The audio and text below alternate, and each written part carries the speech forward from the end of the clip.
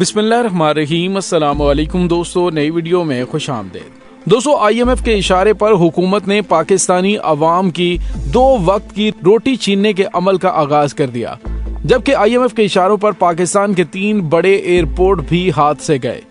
मजीद क्या कुछ होने वाला है, वीडियो की तफसील में जाने से पहले आप देख रहे हैं हकीकत की दुनिया डॉक्टर अली के साथ। हमारा चैनल सब्सक्राइब करके घंटी के निशान को दबाना मत भूलिएगा।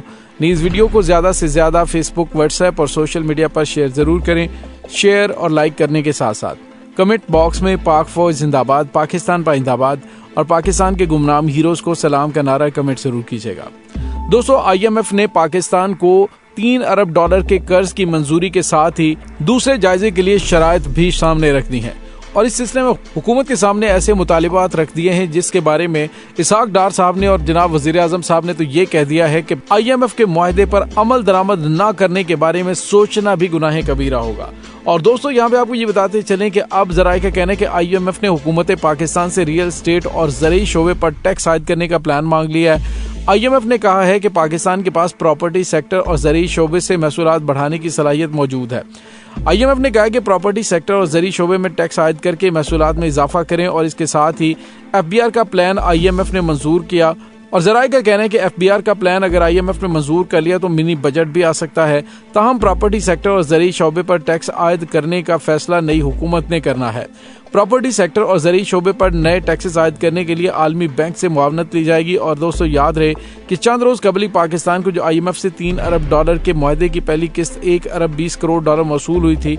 इसके बाद रुपया डॉलर के मुकाबले में कदरे मुस्तहकम हुआ, लेकिन आज एक नई खबर आ रही है, वो ये है कि रुपए के मुकाबले में डॉलर को एक बार फिर पर लग गए हैं और डॉलर की कीमत में इजाफा होना शुरू हो गया है। इंटरबैंक और ओपन मार्केट में डॉलर की कीमत को पर लग चुके हैं और कारोबारी हफ्ते के पहले रोज डॉलर की कीमत में अब तक ₹1.36 का इजाफा हुआ है, जिसके बाद डॉलर ₹278.95 पर ट्रेड कर रहा है, जबकि दूसरी जानिब ओपन मार्केट में डॉलर ₹2.5 महंगा होने के बाद ₹283.50 तक जा पहुंचा है।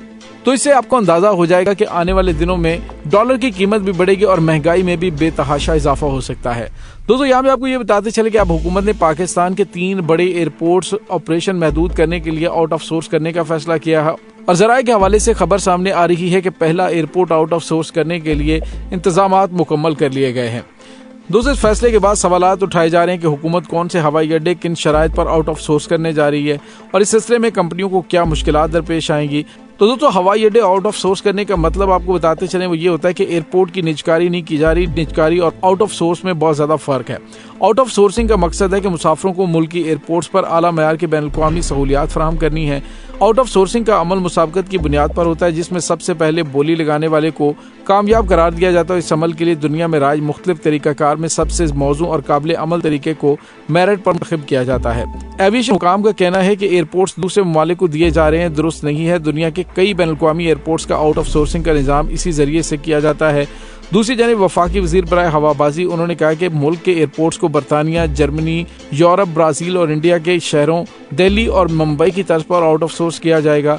और बताया यह जा रहा है कि एयरपोर्ट्स की निजकारी नहीं हो रही, इससे मुतल्लिक प्रोपेगेंडा कतई बेबुनियाद है। बताया यह जा रहा है कि कतर, मुत्तहिदा अरब अमारात समेत तमाम एयरपोर्ट्स के ऑपरेटर्स को बोली लगाने के लिए बुलाया गया है और सबसे बेहतर बोली लगाने वाले को ही एयरपोर्ट्स आउट ऑफ सोर्स किए जाएंगे। आउट ऑफ सोर्सिंग से मुल्क में बराह रास्त गैर मुल्की सरमायाकारी आएगी। शोबे पर गहरी नजर रखने वाले एक सफ़ी ने बताया कि आउट ऑफ सोर्स करने का मतलब है कि कंपनी सिविल एविएशन की जगह हवाई अड्डे के टर्मिनल और ऑपरेशन को चलाएगी।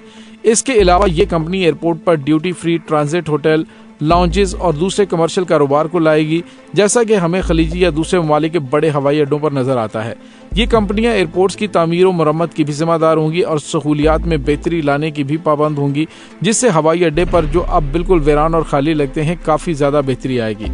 दोस्तों, माजी में एयरपोर्ट्स आउट ऑफ सोर्स क्यों नहीं हुए थे, उसकी वजह यह कि साल 2017 में भी एयरपोर्ट्स को आउट ऑफ सोर्स करने का मामला ज़ेर गौर आया था और साल 2017 में जब आउट ऑफ सोर्सिंग का अमल शुरू किया गया तो उस वक्त एक अजीबो गरीब टेंडर जारी किया गया, जिसमें रखी गई शराइत मामूल से हटकर थी और वाज़ेह था कि इसे जारी करने वाले इस अमल से संजीदा नहीं है।